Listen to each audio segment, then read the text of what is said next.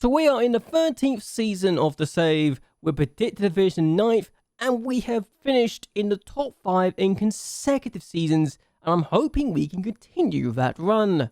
We've also got the 6th highest sponsorship in the entire league, which means we should be making quite a bit of money from that as well, which is wonderful stuff. The board want a top half finish and to get to the quarterfinals of the Cup, as well as getting to the 4th qualifying round of the Europa Conference League.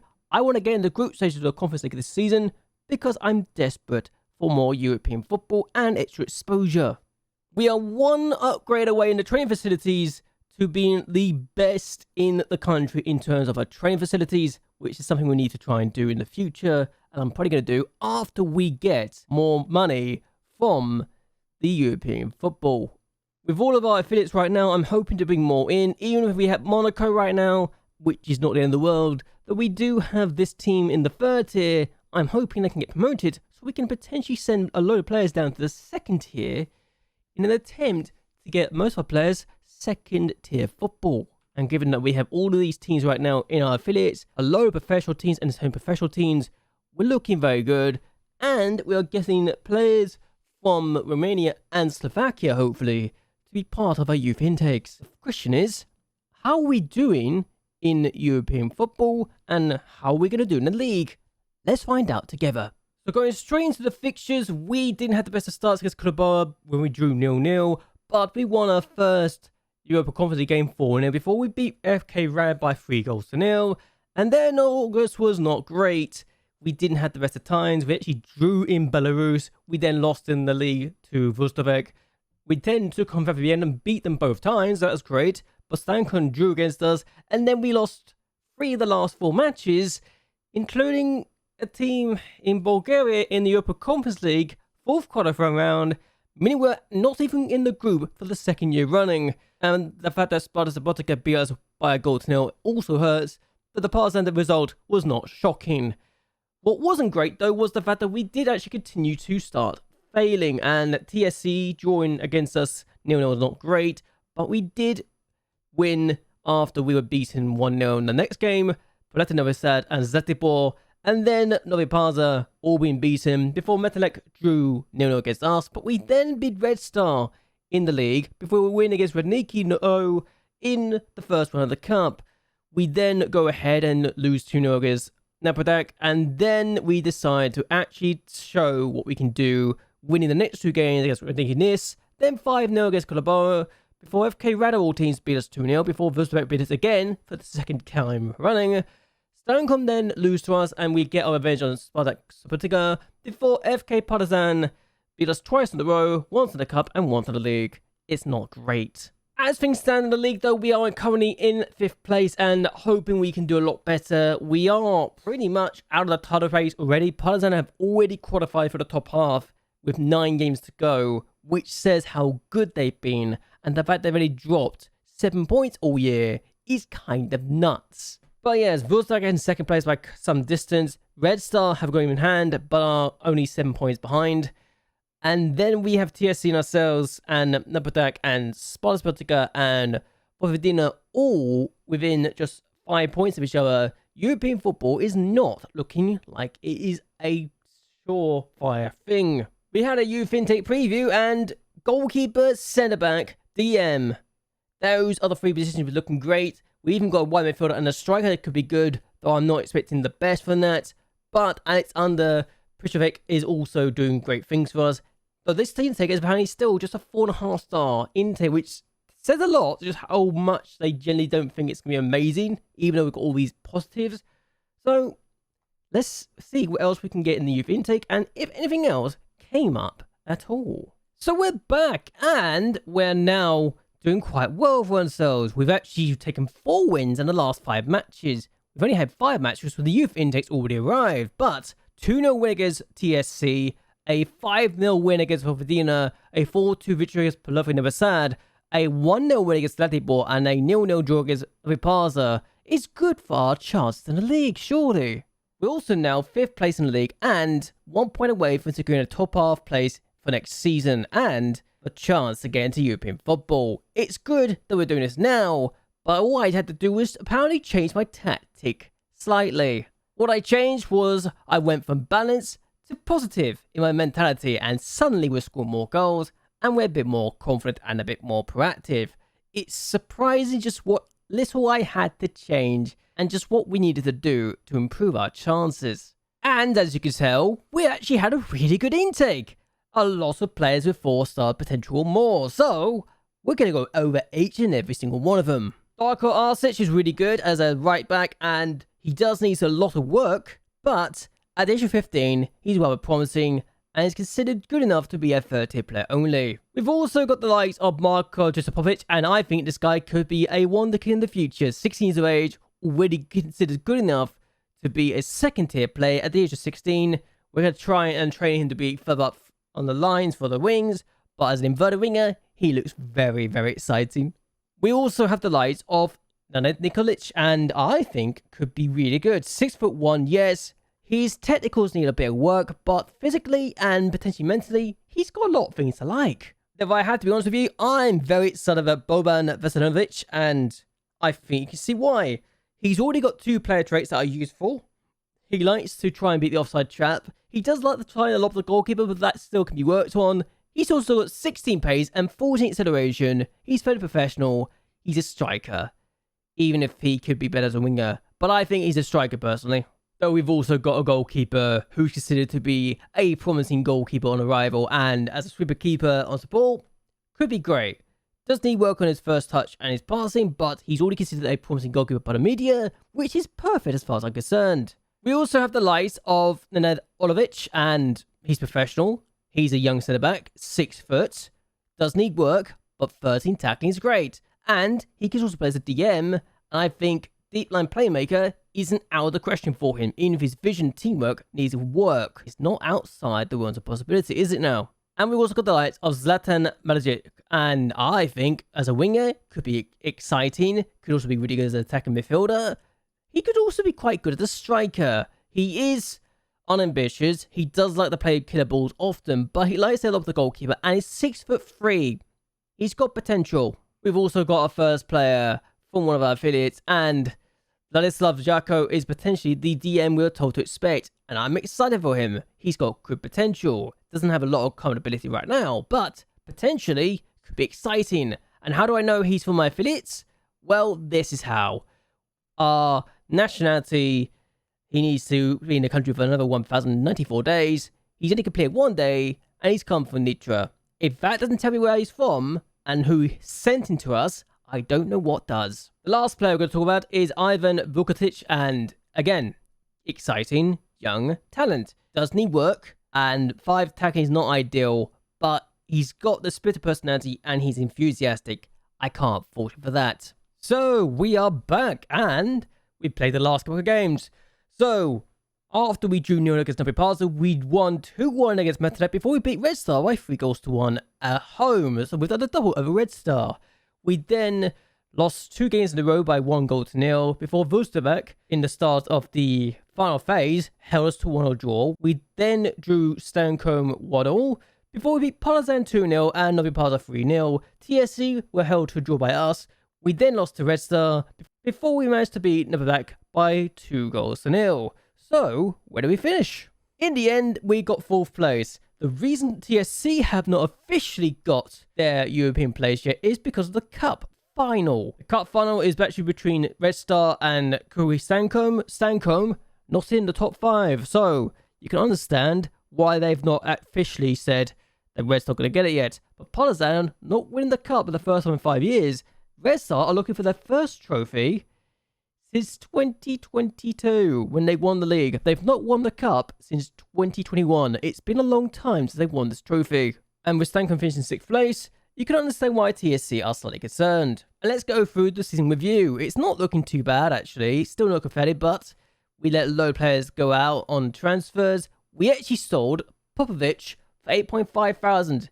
Yes, I made the conscious decision to sell the guy, mostly because I didn't think he was good enough for us anymore. And how we got 12.5 grand for Ivan Duic, I don't know, but that's what happened. We also let Dalibor Barkic go to Radniki MS, and they didn't do a lot, apparently. But yes, a load of players went on loan, and we made good use of our affiliates. Only 2 players that we let out on loan didn't go to affiliates. Stefan Rakitic and Rasovic are the only 2 players not to go out on loan to affiliates, and you can tell we've got a new affiliate. But yes, 4th place in the league, a top half expected finish was good. The fact that only 2 players got 7 goals in the league for us, and that's our highest goal score, and it's a striker and a defender, is a bit concerning. Europa Conference League, we got through some pretty difficult opponents in Rapid Vienna, but we need to do better in the next qualifying round. We need to get to the group stage at some point, surely. And we need to get past the second round of the cup, otherwise we might be in trouble. But yes, the biggest win was a 5-0 win against Cordoba. Our match was the 3-1 victory away from home against Red Star, where we were 3-0 up quite early on. And the goal of the season was actually Markovic's goal, which started our comeback against Red Star at home. So let's watch it. And this was the goal that got us the initial equaliser. And Jovanovic finds Markovic. Markovic then dinks the keeper. I wish I knew why that keeper did that glitch, but it didn't matter either way. We still won by 3-1 after we got 2 goals after the initial situation. Good times. Financially, we're doing better and better, up by 200,000 in sponsorship, which is great. Still a 3-star team. I think we need to win either the cup or the league to become a 3.5-star team now.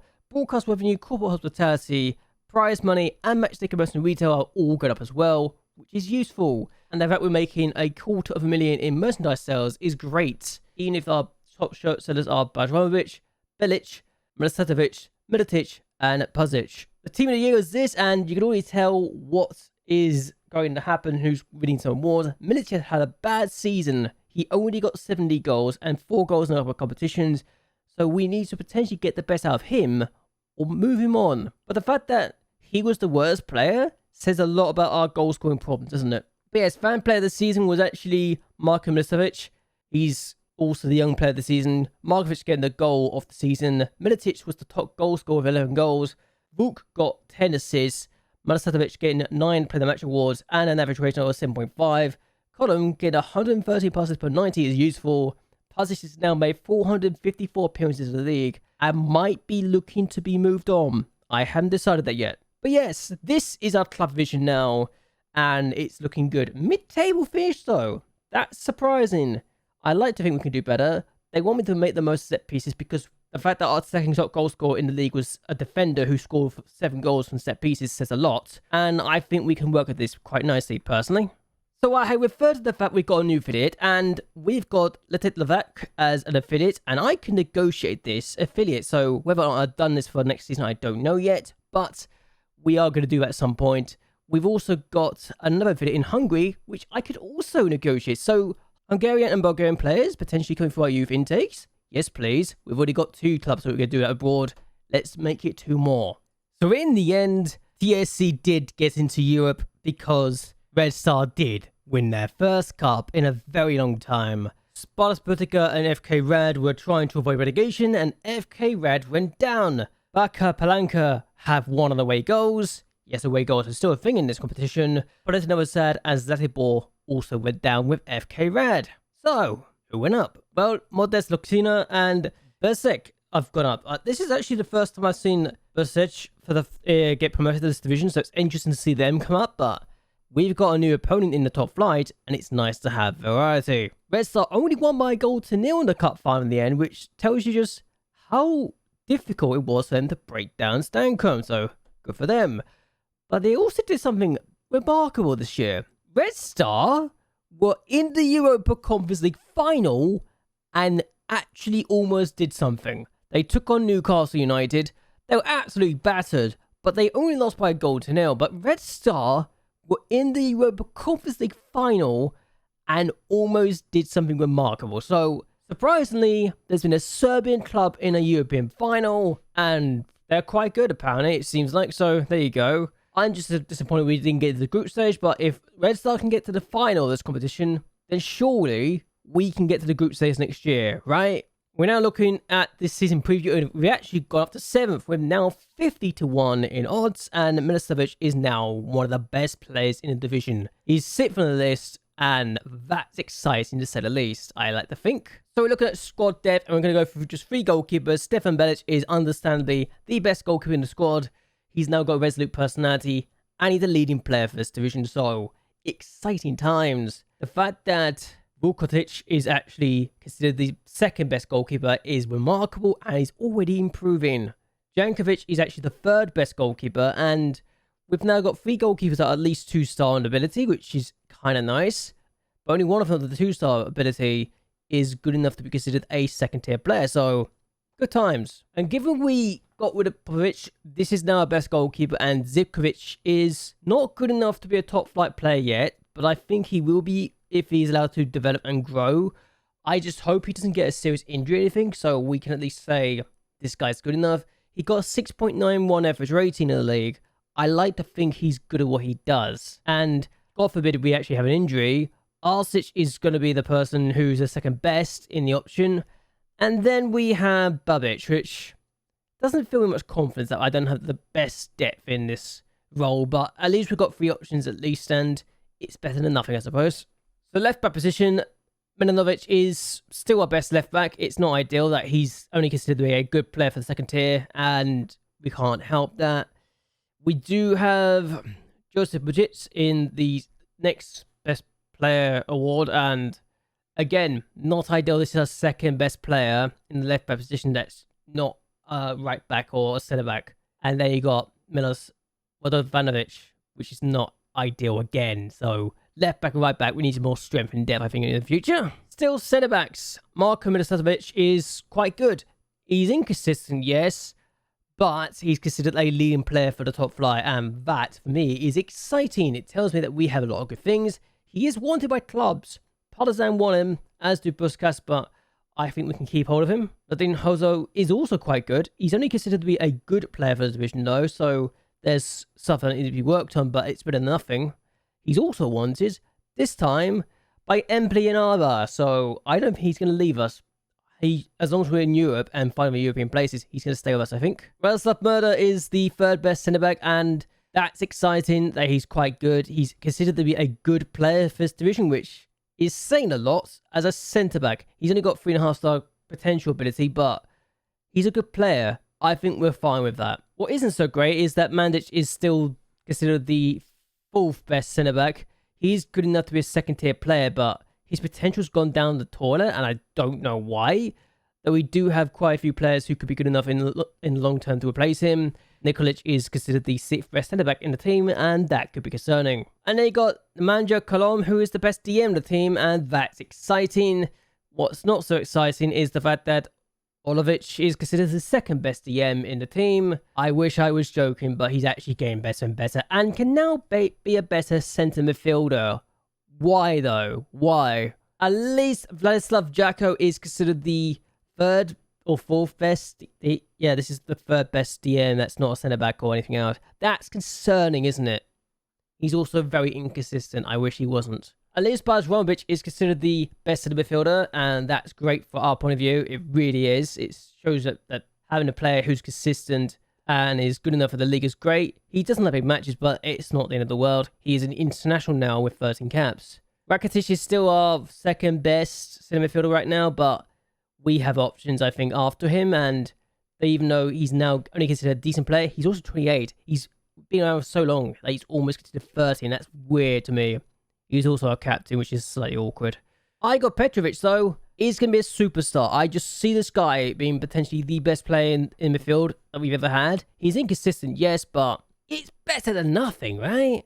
You know what's sad is the fact that this is actually our 4th best centre midfielder outright, and that's not either a winger or something else. It's considered this guy is considered our 4th best centre midfielder, but what can you do? So Lazar Pazic is still doing himself justice, still getting 5 goals, 9 assists in the league. He's been really useful. Though he's starting to show his age a little bit and is declining, which is a shame. But 454 appearances in the league for us and 4 goals away from 100 league goals is showing that he's really good, and I'm excited for the future. Though with Milos Jovanovic being up there as potentially the future star for us is going to be useful indeed. I'm excited for what he can do. Though Boban Velasidovic is quite good as a striker and as a winger, the same could be said for Marko Popovic. So again, striker and winger. If only he wasn't so easily discouraged. We need to work on that quickly. We've got Vuk, who is considered the best left winger, and there's no surprise that's the case. He's quite good at his job. He is actually wanted by Napadak, who I'm not going to send to, but Yeah, good player now. He's starting to show his stride. He detests big matches though. Though we do have Benema Konatar, and given that this guy exists, I'm happy. He's very useful, fairly professional. He is also one of two other wingers who is there, and Marko Jesapovic is already showing himself to be a decent player. He's got an assist, though he's been very bad in the first 6 matches we played him in. He's come on from the bench. He's promising. I had to use him. There's no other reason for it. He's also very consistent, so why would I not use the guy? And then you got Miletic, who is very good, and he's a good player for the division, but he has been inconsistent at times. He is driven though, so he does have potential to be really useful as a tutor as well. Markovic is also considered a decent player at least for the division, which is very useful, and we've got lots of options now. It's very useful to say the least. And yes, Boban is considered the third best striker. That's almost awkward, but okay. That's almost awkward, but okay. So we are definitely a top 5 team now in the league, and it's very useful to say the least, but we need to work on this. What I'm going to do though is end this here. I hope you guys have enjoyed this. I hope you guys will like and share this video, and that you subscribe to the channel. It really does help me a lot. Where do you think we'll finish next year? Do you think we can finally break into the top 3? And do you think we can finally get to the Europa Conference League group stage this year? Because that's one thing I need to do at some point, because I'm going to be annoyed at myself if I don't before we get into another European competition like the Europa Conference League, like the Europa League, or the Champions League again. I want to hear your thoughts and opinions down below. But either way, until next time, goodbye, and well, good night.